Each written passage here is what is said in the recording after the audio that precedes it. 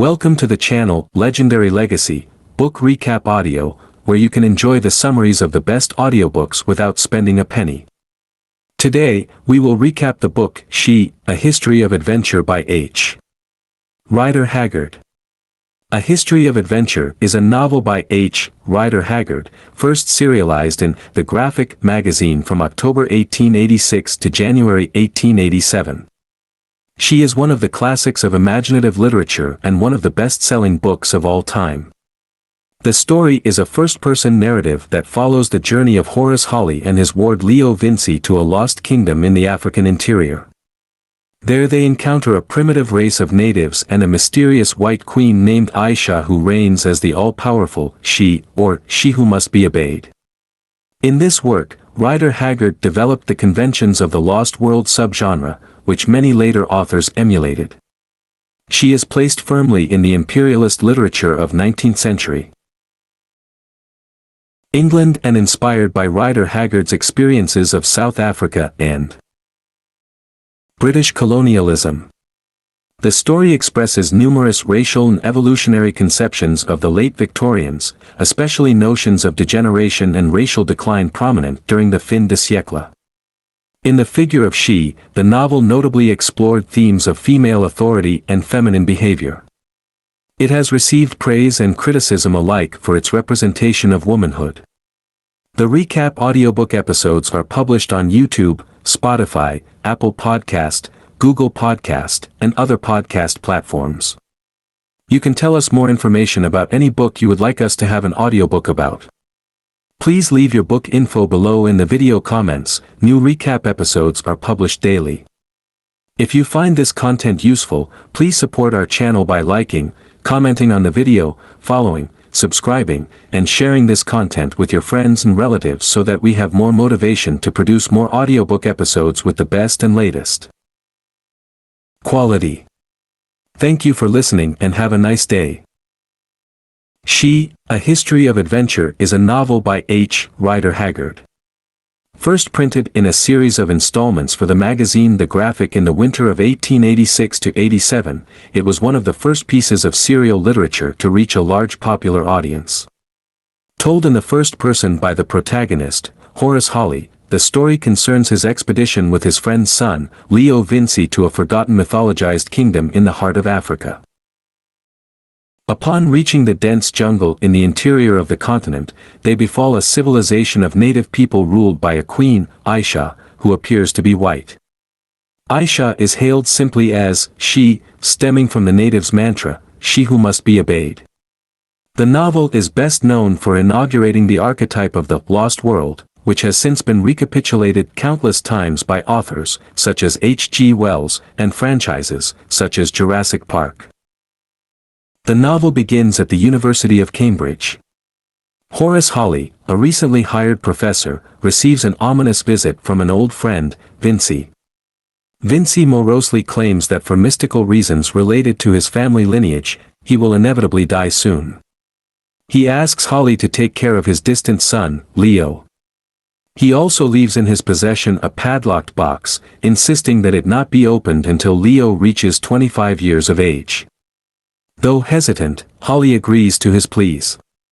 The next day, he is astonished to find that Vincey has been discovered dead. Holly goes on to raise Leo as if he is his own family. On Leo's 25th birthday, they open the locked box together and discover a fragment of pottery called the Sherd of Amonartes. Glyphs inscribed on the sherd seem to match Vincey's account of his strange familial past. In search of the truth, Holly and Leo resolve to travel to its self-referenced place of origin. Bringing along Job, their servant, they take a boat to Africa's eastern coast, intending to venture thousands of miles inland. On their voyage to Africa, the boat capsizes in a storm. The surviving crew, shipwrecked, is fortunate to have already reached the African coast. The survivors are Holly, Leo, and Job, as well as the ship's captain, Mahomed. They press on into Africa. They are captured by savages known as the Amahagger, who claim to have anticipated their arrival from a vision proclaimed by their queen, She. Bilali, an Haggard chief, watches the men and familiarizes them with his civilization's norms. Leo falls in love with an Haggard named Ustane, and they are married in a traditional ceremony. Meanwhile, Bilali charges Holly with reporting his crew's arrival to She. Once Holly departs, the Haggard attempt to cannibalize Mahomes by cooking him in a large pot. Holly discovers their plan and intervenes, firing his gun at the culprits. A stray bullet kills Mahomes anyway, after passing through one of the tribesmen. Leo nearly dies, but Ustane protects him from a fatal blow using her body. Despite her and the men's pleas, the Haggard decide to kill them all. Before they can proceed, Bilali comes back from seeing She, asserting that they are all to be protected. Leo's wounds are severe, however, and he approaches death. The men are taken to the ruins of the city core, a proto-Egyptian city that is now the home of She. They venture through to an entrance in the side of a volcano and discover that they have entered the core people's catacombs, which have been converted into a palace. The queen sits in her throne room behind a barrier so that only select people can view her.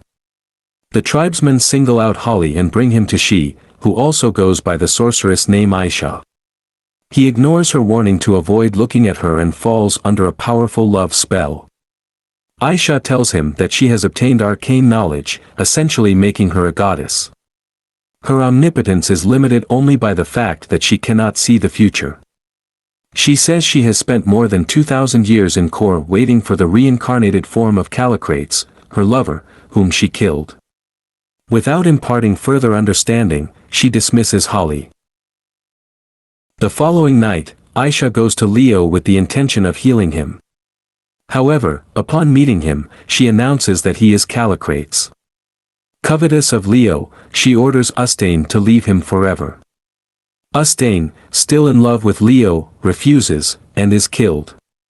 Leo and Holly are revolted by Ayesha's malice, but are unable to detract from her, still under the influence of her love spell. In a declaration of confidence of Leo's real identity, Ayesha destroys the preserved body of Callicrates. Ayesha brings Leo and Holly into the heart of the volcano before a magical flame called the Source of Life and orders Leo to immerse himself in it. She believes that he will obtain immortality and affirm his identity as Callicrates. When Leo hesitates, Ayesha asserts that together, they will become the king and queen of Earth. Leo panics, refusing to enter the fire. To prove that it is innocuous, Ayesha enters the flame before him, but it reverses the effects of her former immersion, draining her power. She withers away to nothing, Job dies in terror. Before she turns to dust, Ayesha screams that she must not be forgotten and will return in the distant future to reclaim her throne. She, A History of Adventure is significant not only for its Lost Kingdom trope, but also for being one of the first works of British literature to pivot around a sympathetic and powerful female figure. Haggard also refuses to paint the same triumphant colonial picture of Africa as many contemporary writers, casting Africa as a place that is rich with life and purpose despite being unknown to the modern world. She, A History of Adventure quotes. Quote number 1, "Yeah, all things live forever, though at times they sleep and are forgotten." Quote number 2, "The moon went slowly down in loveliness, she departed into the depth of the horizon, and long veil-like shadows crept up the sky through which the stars appeared. Soon, however, they too began to pale before a splendor in the east, and the advent of the dawn declared itself in the newborn blue of heaven. Quieter and yet more quiet grew the sea, quiet as the soft mist that brooded on her bosom, and covered up her troubling, as in our tempestuous life the transitory wreaths of sleep brook upon a pain-racked soul, causing it to forget its sorrow. From the east to the west sped those angels of the dawn, from sea to sea, from mountaintop to mountaintop, scattering light from breast and wing. On they sped out of the darkness, perfect, glorious, on, over the quiet sea, over the low coastline, and the swamps beyond, and the mountains above them, over those who slept in peace and those who woke in sorrow, over the evil and the good, over the living and the dead, over the wide world and all that breathes or has breathed thereon. Quote number 3, Ah! How little knowledge does a man acquire in his life. He gathers it up like water, but like water it runs between his fingers, and yet, if his hands be but wet as though with dew, behold a generation of fools call out, See, he is a wise man. Is it not so? Quote number 4, Thinking can only serve to measure out the helplessness of thought. Quote number 5, There is no such things as magic, though there is such a thing as knowledge of the hidden ways of nature. Quote number 6, Man doeth this and doeth that from the good or evil of his heart, but he knows not to what end his sense doth prompt him, for when he strikes he is blind to where the blow shall fall, nor can he count the airy threads that weave the web of circumstance. Good and evil, love and hate, night and day, sweet and bitter, man and woman, heaven above and the earth beneath, all those things are needful, one to the other, and who knows the end of each? Quote number 7, It is a well-known fact that very often, putting the period of boyhood out of the argument, the older we grow the more cynical and hardened we become. Indeed, many of us are only saved by timely death from moral petrification, if not from moral corruption. Quote number 8, Memory haunts me from age to age, and passion leads me by the hand. Evil have I done, and with sorrow have I made acquaintance from age to age, and from age to age evil shall I do, and sorrow shall I know till my redemption comes. Quote number 9, And now let us love and take that which is given us, and be happy, for in the grave there is no love and no warmth, nor any touching of the lips. Nothing perchance, but bitter memories of what might have been. Quote number 10, Time after time have nations, aye, and rich and strong nations, learned in the arts, been, and passed away to be forgotten, so that no memory of them remains. This is but one of several, for time eats up the works of man. Quote number 11, That which is alive hath known death, and that which is dead can never die, for in the circle of the spirit life is not and death is not. Yea, all things live forever, though at times they sleep and are forgotten. Quote number 12, Mistrust all men, and slay him whom thou mistrustest overmuch, and as for women, flee from them, for they are evil, and in the end will destroy thee. Quote number 13, Though the face before me was that of a young woman of certainly not more than 30 years, in perfect health and the first flush of ripened beauty, yet it bore stamped upon it a seal of unutterable experience, and of deep acquaintance with grief and passion. Not even the slow smile that crept about the dimples of her mouth could hide the shadow of sin and sorrow. It shone even in the light of those glorious eyes, it was present in the air of majesty, and it seemed to say, Behold me, lovely as no woman was or is, undying and half divine, memory haunts me from age to age, and passion leads me by the hand. Evil have I done, and with sorrow have I made acquaintance from age to age, and from age to age evil shall I do, and sorrow shall I know till my redemption comes. Quote number 14, We run to place and power over the dead bodies of those who fail and fall, we win the food we eat from out the mouths of starving babes. Quote number 15, And what, O Queen, are those things that are dear to a man? Are they not bubbles? Is not ambition but an endless ladder by which no height is ever climbed till the last unreachable rung is mounted?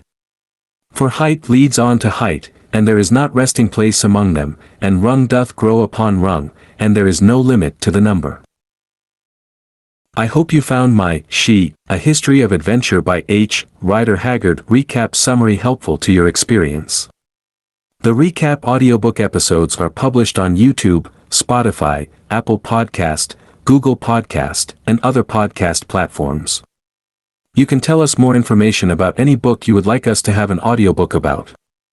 Please leave your book info below in the video comments. New recap episodes are published daily. If you find this content useful, please support our channel by liking, commenting on the video, following, subscribing, and sharing this content with your friends and relatives so that we have more motivation to produce. More audiobook episodes with the best and latest quality.